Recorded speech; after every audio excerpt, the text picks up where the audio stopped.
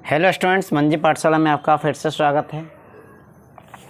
और आप देख रहे हैं समानांतर श्रेणी, जिसे इंग्लिश में अर्थमेटिक प्रोग्रेशन कहते हैं और शॉर्ट फॉर्म में एपी कहते हैं। सबसे पहले हम एपी का डिफिनीशन बताते हैं कि एपी होता क्या है। ठीक है, मैंने इसको लिख दिया है पहले कि इसको कम समय में इस वीडियो को समाप्त किया जाए। ठीक है, और आपको समझने में भी मदद मिले। ठीक है, यदि किसी अनुक्रम के पदों का अंतर, अनुक्रम का मतलब होता है सीक्वेंस, वैसा सीक्वेंस जिसमें पदों का अंतर यानी पदों के बीच का अंतर जो होना चाहिए वह समान होना चाहिए, या संख्याओं का ऐसा अनुक्रम जिसके दो क्रमागत पदों का अंतर क्या होना चाहिए, नियत। एक एग्जाम्पल के माध्यम से आपको बताने का प्रयास किया गया है कि सीक्वेंस के बीच का जब अंतर अगर समान होगा तो उसको हम एपी कहेंगे। ठीक है, एक शब्द में समझ जाइए।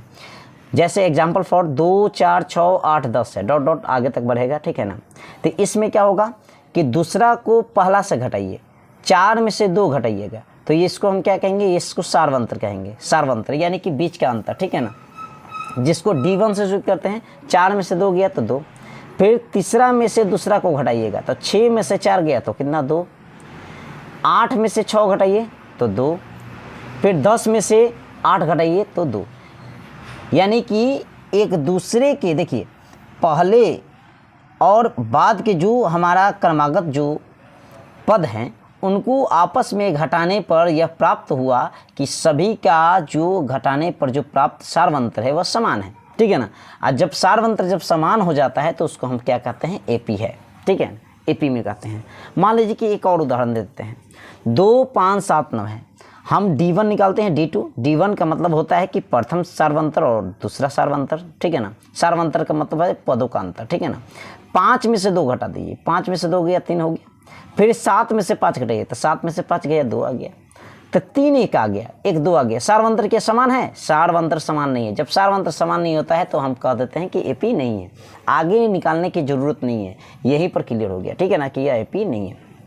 अब देखिए सार्वंतर का फॉर्मूला, सार्वंतर को पहले के D से हम सूचित करते हैं, और D बराबर फॉर्मूला आता है कि A2 - A1। A2 - A1 ही नहीं, आप A3 - A2 भी कर सकते हैं। ठीक है, A4 - A3 कर सकते हैं। इसका कहने का तात्पर्य यह है कि आपको यह देखिए, यह जो है, यह बाद वाला में से पहला वाला को घटा देना, बाद वाला में से पहला वाला को घटा देना, बाद वाला में से पहले वाले को घटा देना। अगर सभी को हम सार्वंतर निकालते हैं, अगर समान जो हो जाता है तो हम उसको कहते हैं कि एपी है। ठीक है ना, एक उदाहरण के माध्यम से आप समझाने का प्रयास करते हैं। ठीक है, कि 2, 4, 6, 8, 10 यह आपका एपी में है। एपी में है, यह एपी है। मैंने आगे ही लिख दिया कि एपी है। एपी में देखिए इसमें क्या क्या मौजूद है। यह जो होता है ना 2, यह 2 को हम कहते हैं प्रथम पद। प्रथम पद को हम ए से सूचित करते हैं, डिनोटेट करते हैं ए से, तो ए बराबर कितना हो गया, 2 हो गया।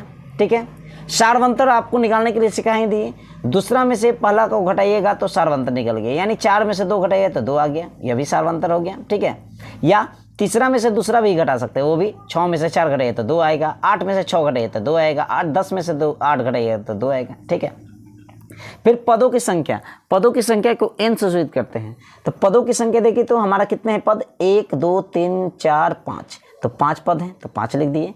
अंतिम पद देखिए, अंतिम पद के रूप में अंतिम पद को हम n से सूचित करते हैं, या tn कहते हैं या l कहते हैं। हम 3 डिनोटेट करते हैं, n से, tn से या l से। ठीक है ना, अंतिम पद को, और अंतिम पद देखिए तो हमारा क्या है, 10 है। ठीक है, तो ये रहा आपका एपी के कुछ महत्वपूर्ण बेसिक कॉन्सेप्ट। अब हम आगे देखते हैं एपी का महत्वपूर्ण फार्मूला। ठीक है ना, कि एपी में जो जो हमारा फार्मूला लागू होगा उसके बारे में। ठीक है, तो सबसे पहले इंपॉर्टेंट है कि एक फार्मूला होता है an का, an यानी अंतिम पद बराबर, अंतिम पद बराबर होता है a + n - 1 × d। ठीक है, तो यहाँ पर देखिए n का मतलब क्या होता है, सब डिटेल्स हम दे देते हैं हिंदी में, कि an बराबर होता है अंतिम पद। अंतिम पद, ए का मतलब होता है प्रथम पद, प्रथम पद। एन का मतलब होता है पदों की संख्या, पदों की संख्या, पदों की संख्या। डी का मतलब होता है सार्वंतर, सार्वंतर, जिसको हम पदांतर भी कहते हैं। पदों का अंतर पदांतर कहते हैं। ठीक है, अब ये हो गया पहला नंबर फॉर्मूला। दूसरा नंबर फॉर्मूला देखिए, एक फॉर्मूला होता है एसएन का।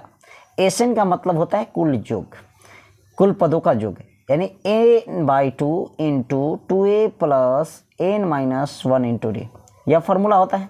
तो देखिए, तो एसएन का मतलब होता है हिंदी में कुल पदों का योग, जितना पद दिया रहेगा वो कुल पदों का योग, यानी टोटल पद को हम क्या कर देंगे, जोड़ देंगे। ठीक है, एन का मतलब क्या होता है, ऊपर में लिखा हुआ है कि पदों की संख्या है, यहाँ पर भी लिख देते हैं पदों की संख्या, पदों की संख्या।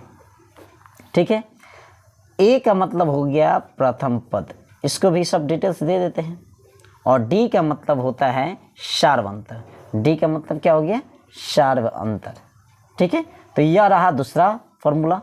तीसरा फॉर्मूला इसी का शॉर्ट फॉर्म है, इसी का शॉर्ट फॉर्म। ठीक है ना, एक फॉर्मूला होता है एसएन का ही, ठीक है ना, n/2 into a plus an, यानी कि कहने का मतलब है कि n का मतलब क्या, एसएन का मतलब क्या, पहले जानिए, कुल पदों का योग। कुल पदों का योग को हम किससे सूचित करते हैं, एसएन से। n का मतलब होता है पदों की संख्या। ठीक है, a का मतलब होता है प्रथम पद और an का मतलब होता है अंतिम पद। ठीक है, अंतिम पद। यही 3 फॉर्मूले से पूरे एपी जितना है 10th क्लास का, सभी एपी का सब हम बना सकते हैं, टोटल मैथ को इस पर हल कर सकते हैं। ठीक है, अगला एक और बताते हैं। जैसे हम लोग एपी पढ़ रहे हैं, एपी में तो पता चल गया कि हमारा पदों का अंतर क्या होना चाहिए, समान होना चाहिए, एक होना चाहिए। ठीक है, अब हम बताते हैं कि एपी का जो व्यापक रूप होता है ना, एपी का व्यापक रूप, तो एपी का व्यापक जो रूप होता है, व्यापक रूप, तो एपी का जो व्यापक रूप होता है वह होता है a plus D, a plus 2d, a plus 3d, a plus 4d, a plus 5d, ऐसे कर करके आपको बढ़ते रह जाएगा। यह एपी का व्यापक रूप हो गया। a plus D, a plus 2d, a plus 3d, a plus 4d, a plus 5d, a plus 6d, ऐसे करके ये बढ़ते रहेगा, यह इनफाइनाइट तक, अनगिनत तक जाएगा। ठीक है, अब यहाँ पर ध्यान देना है कि मान लीजिए कि हमारा एक एग्जाम्पल थ्रू आपको बताते हैं। एग्जाम्पल मान लीजिए कि हमारा है 3 है, 6 है, 9 है, 12 है, 14 है। ठीक है, ऐसा आपका 3 6 3 6 3 9 3 4 12 3 5 15 15 रखिए, 15। ठीक है, अब देखिए यह जो होता है ना, इसको हम प्रथम पद कहते हैं, तो A1 से शुरू करते हैं। इसको क्या कहते हैं, A2 दूसरा पद, इसको कहेंगे A3 तीसरा पद, इसको कहेंगे A4 चौथा पद, इसको कहेंगे A4 A5 पांचवा पद। ठीक है ना, तो ये 5 पद हो गया। तो प्रथम पद के लिए प्रथम पद का व्यापक रूप होता है, प्रथम पद का व्यापक रूप यही होता है। लेकिन दूसरा पद का व्यापक रूप क्या हो गया, a प्लस डी। ठीक है, तीसरा पद का व्यापक रूप क्या हो जाएगा, a प्लस 2d। चौथा पद का व्यापक रूप क्या हो गया, a प्लस 3d। पांचवा पद का व्यापक रूप क्या हो गया, a प्लस 4d। यानी व्यापक रूप आप देखिए, व्यापक रूप जब भी निकालिएगा ना, तो जितना भी हमारा संख्या हो गया, मान लीजिए कि a5 है तो a प्लस 4d हो गया कि नहीं, यानी d हमारा एक कम होगा।